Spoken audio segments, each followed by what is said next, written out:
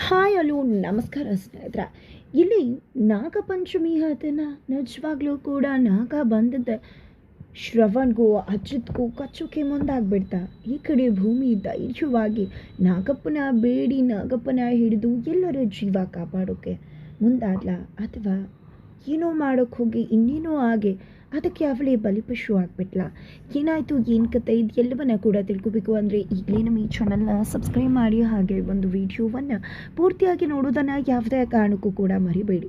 ಇಲ್ಲಿ ಶ್ರವಣ್ ಮತ್ತು ಭೂಮಿ ಒಂದಾಗಿದ್ದಾಗಿದೆ. ಈ ಕಡೆ ಭೂಮಿ ಅಂದರೆ ಶ್ರವಣ್ಗೆ ಹೆಚ್ಚು ಪ್ರೀತಿ ಅನ್ನೋದು ಕೂಡ ಗೊತ್ತಾಗ್ತದೆ. ಇದು ಎಲ್ಲದರ ನಡುವೆ ದೇವ್ಯಾನಿ ಮತ್ತು ಅಶ್ವಿನಿಯ ಕುತಂತ್ರ ಬಟ ಬಯಲಾಗೋ ಚಾನ್ಸಸ್ ಕೂಡ ಇದೆ. ಇದೆಲ್ಲದರ ನಡುವೆ ಆ ಕಡೆ ಸ್ನೇಹದ ಕಡಲಲ್ಲಿ ಪಲ್ಲವಿಯ ಆಸರಿಗೆ ಬಂದಿದ್ರು ಅಜಿತ್. ಆತ ಕಡೆ ಶಿವನ್ಗೆ ಗೊತ್ತಿಲ್ಲ.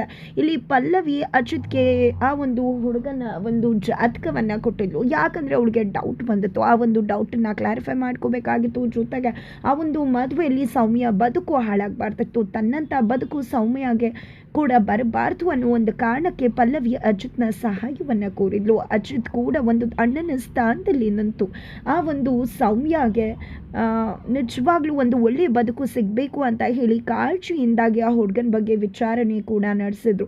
ಆ ಒಂದು ವಿಚಾರಣೆಯಲ್ಲೇ ನಿಜವಾಗ್ಲೂ ಒಂದು ದೊಡ್ಡ ಭಯಾನಕ ಸತ್ಯವೇ ಬಯಲಾಗಿತ್ತು. ಅದು ಬೇರೆ ಏನೂ ಅಲ್ಲ, ಆ ಹುಡುಗ ಅಂತಂತ ಖತರ್ನಾಕ್ ಅಲ್ಲ, ದೊಡ್ಡ ಖತರ್ನಾಕ್ ಅನ್ನೋದು. ಜಸ್ಟ್ ಒಂದು ಹುಡುಗಿ ಬಾಳಲ್ಲ ಹಾಳು ಮಾಡಿರೋದು, ಇಂಥ ಸಾಕಷ್ಟು ಜನರ ಹೆಣ್ಮಕ್ಳ ಬಾಳನ್ನು ಹಾಳು ಮಾಡಿದ್ದಾನೆ ಅನ್ನೋ ವಿಷಯ ಗೊತ್ತಾಗುತ್ತೆ. ಅದೇ ಕಾರಣಕ್ಕೆ ಇನ್ನೇನು ಮುಹೂರ್ತದ ಸಮಯ ಬಂದು ಇಲ್ಲಿ ಮಾಂಗಲ್ಯ ಧಾರಣೆ ಆಗಬೇಕು ಅನ್ನೋ ಸಮಯಕ್ಕೆ ಇಲ್ಲಿ ಅಜಿತ್ ಬಂದಿದ್ದೆ ಮದುವೆಯನ್ನು ನಿಲ್ಲಿಸ್ತಾರೆ. ಆದರೆ ಹುಡುಗ ಮಾತ್ರ ನಾನು ಸಾಚ ಅನ್ನೋ ರೀತಿಲೇ ಬಿಂಬಿಸೋಕೆ ಶುರು ಮಾಡ್ಕೋತಾರೆ. ಬಟ್ ಅವ್ರು ಎಷ್ಟೇ ಸಾಚ ಅಂದರೂ ಕೂಡ ಅಜಿತ್ನ ಒಂದು ಒಬ್ಬರಿಗೆ ತಣ್ಣಗಾಗಲೇಬೇಕಾಗಿದೆ.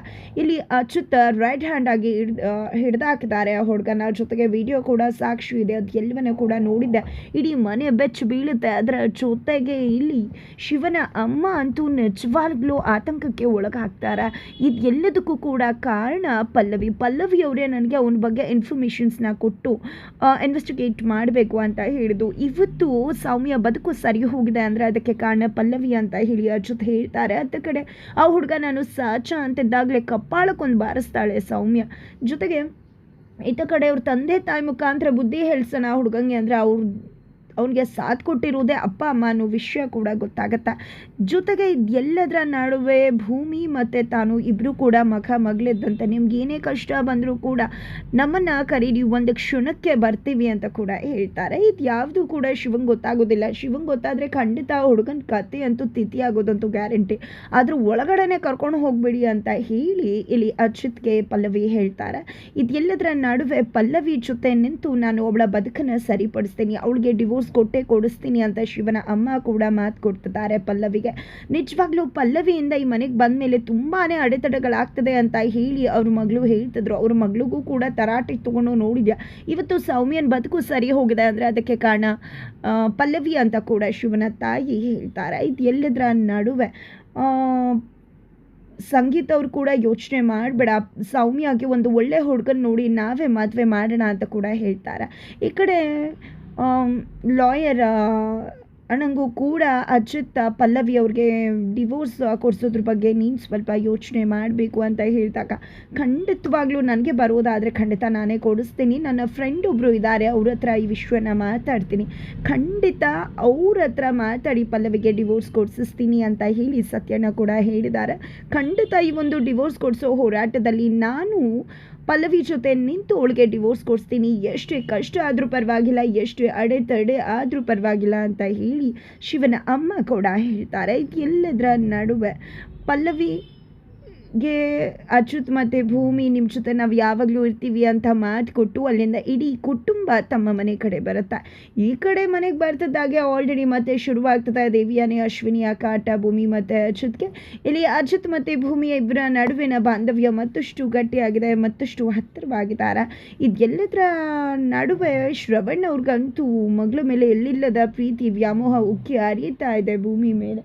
ನಿಜವಾಗ್ಲೂ ಅವರ ಮನಸ್ಸು ಅವಳನ್ನೇ ಮಗಳು ಅಂತ ಹೇಳುತ್ತೆ. ಬಟ್ ಕಣ್ಮುಂದೆ ಇರೋ ಡೂಪ್ಲಿಕೇಟ್ ಮನಸ್ವಿನಿಯನ್ನು ನೋಡಿ ಅವರು ಸೈಲೆಂಟ್ ಆಗಲೇಬೇಕಾಗದ. ಎತ್ತ ಕಡೆ ಅಶ್ವಿನಿ ಅಂತೂ ಹೇಗಾದರೂ ಮಾಡಿ ಒಂದು ಮನೆಯಲ್ಲಿ ತನ್ನ ಸ್ಥಾನವನ್ನು ಗಿಟ್ಟಿಸ್ಕೋಬೇಕು, ಭೂಮಿಗೆ ಗೇಟ್ ಪಾಸ್ ಕೊಡಬೇಕು, ಅಜ್ಜ ಜೀವನದಲ್ಲಿ ಬರಬೇಕು, ಇಡೀ ಆಸ್ತಿನ ತಂದು ಮಾಡ್ಕೋಬೇಕು ಅಂತ ಅಂದ್ಕೊಂಡಿದ್ರ. ಆತ ಕಡೆ ದೇವಿಯಾನಿ ತನ್ನ ಮಗಳು ಅಂಜು ಜೊತೆ ಅಜಿತ್ನ ಮದುವೆ ಮಾಡಿಸ್ಬೇಕು, ಅದೆಲ್ಲ ಆಗಬೇಕು ಅಂದರೆ ಭೂಮಿಗೆ ಗೇಟ್ ಪಾಸ್ ಕೊಡಬೇಕು ಅಂತ ಹೇಳಿ ಅವರು ಕೂಡ ಪ್ರಯತ್ನಕ್ಕೆ ಮುಂದಾಗ್ತಿದ್ದಾರೆ. ದೇವಿಯಾನಿ ಮತ್ತು ಅಶ್ವಿನಿ ಇಬ್ಬರು ಕೂಡ ಜೊತೆಯಾಗಿ ಕೆಲಸ ಮಾಡ್ತಾ ಇದ್ರು. ಇಲ್ಲಿ ಮೇಲ್ನೋಟಕ್ಕೆ ಅಶ್ವಿನಿ ದೇವಿಯಾನಿ ಜೊತೆ ಸಾಥ್ ಕೊಟ್ಟಿದ್ರು ಕೂಡ ನಿಜವಾಗ್ಲೂ ದೇವಿಯಾನಿಗೆ ಚೊಳ್ಳೆ ಹಣ್ಣನ್ನು ತಿನ್ನಿಸ್ತಿದ್ದಾಳೆ ಅಶ್ವಿನಿ. ದೇವಿಯಾನಿಗೆ ಚೊಳ್ಳೆ ಹಣ್ಣು ತಿನ್ನಿಸ್ತಿರೋ ವಿಷಯ ಪಾಪ ಗೊತ್ತೇ ಆಗ್ತಿಲ್ಲ. ಇಷ್ಟೆಲ್ಲ ರಾಜ್ಯಭಾರ ಮಾಡಿಕೊಂಡು ಇಷ್ಟು ವರ್ಷಗಳು ಬಂದಿದ್ದಾರೆ, ಬಟ್ ಅಶ್ವಿನಿನ ಕಂಡುಹಿಡಿಯೋದ್ರಲ್ಲಿ ಸೋಲ್ತಿದ್ದಾರೆ. ಕೆಲವೊಮ್ಮೆ ಡೌಟ್ ಬರುತ್ತೆ, ಬಟ್ ಆದರೆ ದೇವಿಯಾನಿಗೆ ಬಂದಿರೋ ಡೌಟೇ ತಪ್ಪು ಅನ್ನೋ ರೀತಿಯಲ್ಲಿ ಅಶ್ವಿನಿ ಬಿಂಬಿಸಿ ಮತ್ತೆ ದೇವಿಯಾನಿನ ಪದೇ ಪದೇ ಪದೇ ಪದೇ ಹಳ್ಳಕ್ಕೆ ಕೆಡವ್ತಿದ್ದಾಳೆ ಅಂತಾನೆ ಹೇಳ್ಬೋದು. ಇದೆಲ್ಲದರ ನಡುವೆ ನಾಗಪಂಚಮಿ ಬಂದ. ನಾಗಪಂಚಮಿ ಅಂದು ದೇವರಿಗೆ ಪೂಜೆ ಮಾಡಬೇಕು ಅಂತ ಹೇಳಿ ಇಡೀ ಕುಟುಂಬ ದೇವಸ್ಥಾನಕ್ಕೆ ಹೊರಟಿದ. ಶ್ರವಣ, ಅಶ್ವಿನಿ ಹಾಗೆ ರಮಣ್ ಅವರು, ಸಂಗೀತ, ಅಚ್ಯುತ್ ಹಾಗೆ ಭೂಮಿ ಎಲ್ಲರೂ ಕೂಡ ದೇವಸ್ಥಾನಕ್ಕೆ ಬಂದು ಆ ಒಂದು ನಾಗಪಂಚಮಿ ಅಂದು ದೇವರ ಕಲ್ಲಿಗೆ ಹಾಲಿರುತ್ತಾರೆ. ಇತ್ತ ಕಡೆ ಸಂಗೀತ ಅವರು ದೇವರ ಕಲ್ಲಿಗೆ ಹಾಲಿರ್ದು ಎಲ್ಲ ಒಳ್ಳೇದು ಮಾಡಪ್ಪ ಅಂತ ಹೇಳಿ ಕೇಳ್ಕೊತಾರೆ. ಇಲ್ಲಿ ಭೂಮಿ ಕೂಡ ದೇವ್ರ ನನ್ನಮ್ಮ ಯಾವುದೇ ರೀತಿ ತಪ್ಪು ಮಾಡಿಲ್ಲ ಅನ್ನೋ ರೀತಿಯಲ್ಲಿ ಆ ಒಂದು ಕೇಸಿಂದ ಆಚೆ ಬರೋ ಹಾಗೆ ಮಾಡಪ್ಪ ಅಂತ ಹೇಳಿ ಭೂಮಿ ಕೂಡ ಕೇಳ್ಕೊತಾಳೆ. ಈ ಕಡೆ ಅಜಿತ್ ಕೂಡ ಭೂಮಿ ಅನ್ಕೊಂಡಿದ್ದು ಒಳ್ಳೇದಾಗ್ಲಿ ಅಂತ ಕೇಳ್ಕೊತಾರೆ. ಈ ಕಡೆ ತನ್ನ ಮಗ ಮತ್ತೆ ತನ್ನ ಸೊಸೆ ಇಬ್ರು ಕೂಡ ಚೆನ್ನಾಗಿರ್ಬೇಕು ಅಂತ ಹೇಳಿ ಸಂಗೀತ ಅವರು ಕೇಳ್ಕೊತಾರೆ. ನಂತರ ಎಲ್ಲ ರೀತಿಯ ಪೂಜೆ ಪುನಸ್ಕಾರಗಳು ಕೂಡ ನಡೆಯುತ್ತೆ. ಪೂಜೆ ಪುನಸ್ಕಾರ ಆದ ನಂತರ ಅಲ್ಲಿಂದ ಕಾರ್ಗೆ ಹೋಗಬೇಕು ಅನ್ಕೋಬೇಕಿದ್ರೆ ಅವರ ಮುಂದೆ ಒಂದು ಹಾಫ್ ಬಂದು ನಿಲ್ಲುತ್ತೆ. ಆ ಒಂದು ನಾಗನ್ನ ನೋಡದೆ ಎಲ್ಲ ಒಂದು ಕ್ಷಣ ಬೆಚ್ಚಿ ಬಿದ್ದುಬಿಡ್ತಾರೆ. ಈ ಕಡೆ ಅಯ್ಯೋ ನಾಗಪ್ಪ, ಇವತ್ತು ನಿಂದಿನ ಅಂತ ಗೊತ್ತದ, ಖಂಡಿತ ನೀನು ಯಾರಿಗೂ ಏನೂ ಮಾಡಲ್ಲ ಅಂತ ಗೊತ್ತದ, ದಯವಿಟ್ಟು ದೇವ್ರ ಯಾರಿಗೆ ಏನೂ ಮಾಡಬೇಡ, ಎಲ್ಲರಿಗೂ ಕೂಡ ಒಳ್ಳೇದು ಮಾಡು ಅಂತ ಹೇಳಿ ಭೂಮಿ ಕೇಳ್ಕೊತಾಳ. ಅಲ್ಲಿರ್ತಕ್ಕಂಥ ಅಜಿತ್, ಶ್ರವಣ್, ರಮಣೆ ಆ ಒಂದು ನಾಗಪ್ಪನ ನೋಡಿ ಹೆದರ್ಕೋತಾ ಇದ್ರೆ, ಆದರೆ ಇಲ್ಲಿ ಭೂಮಿ ಮಾತ್ರ ತುಂಬ ಧೈರ್ಯವಾಗಿ ಬಂದು ನಿಂತು ಆ ಒಂದು ನಾಗಪ್ಪನನ್ನ ಹುಷಾರಾಗಿ ಕೈಯಲ್ಲಿ ಹಿಡ್ಕೊಂಡೇ ಬಿಡ್ತಾಳೆ. ಅದನ್ನ ನೋಡ್ದಂತ ಇಡೀ ಮನೆ ಶಾಕ್ ಆಗತ್ತೆ. ಏನಿದು, ಎಲ್ಲಿಂದ ಬಂತು ಇಷ್ಟು ಧೈರ್ಯ ಅಂತ.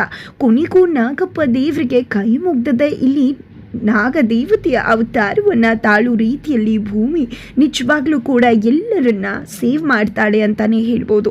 ಇದೆಲ್ಲದರ ಜೊತೆ ನಾಗಪಂಚಮಿಯ ದಿನದಂದೇ ಆ ಒಂದು ದೇವಸ್ಥಾನದಲ್ಲಿ ಶ್ರವಣ್ ಅವರ ಹೆಂಡತಿ ಅಂದರೆ ಭೂಮಿಯ ಅಮ್ಮ ಅವರ ಕೈಗೆ ಸಿಗ್ತಾರ. ಜೊತೆಗೆ ಇಲ್ಲಿ ಎಲ್ಲದರ ನಡುವೆ ಅಶ್ವಿನಿ ಕಳ್ಳಾಟ ಬಯಲಾಗೆ ಭೂಮಿನೇ ಅವರ ಸ್ವಂತ ಮಗಳು ಅನ್ನೋ ಸತ್ಯ ಕೂಡ ಶ್ರವಣಿಗೆ ಗೊತ್ತಾಗಿ ಬಿಡುತ್ತಾ. ಎಲ್ಲ ಒಂದು ಕತೆಗೂ ಕೂಡ ಟ್ವಿಸ್ಟ್ ಅನ್ನೋದು ಸಿಗೋ ಹಾಗೆ ಇಲ್ಲಿ ಅಶ್ವಿನಿ ದೇವ್ಯಾನಿಯ ಕಳ್ಳಾಟಕ್ಕೆ ಭಾರಿ ಟ್ವಿಸ್ಟ್ ಸಿಗ್ತಾ ಇದೆಯಾ. ಏನಾಗತ್ತೆ, ಏನು ಕತೆ, ಇದು ಎಲ್ಲವನ್ನ ಕೂಡ ತಿಳ್ಕೋಬೇಕು ಅಂದರೆ ಮುಂದಿನ ವಿಡಿಯೋಗೆ ವೆಯ್ಟ್ ಮಾಡೋದನ್ನು ಮರಿಬೇಡಿ.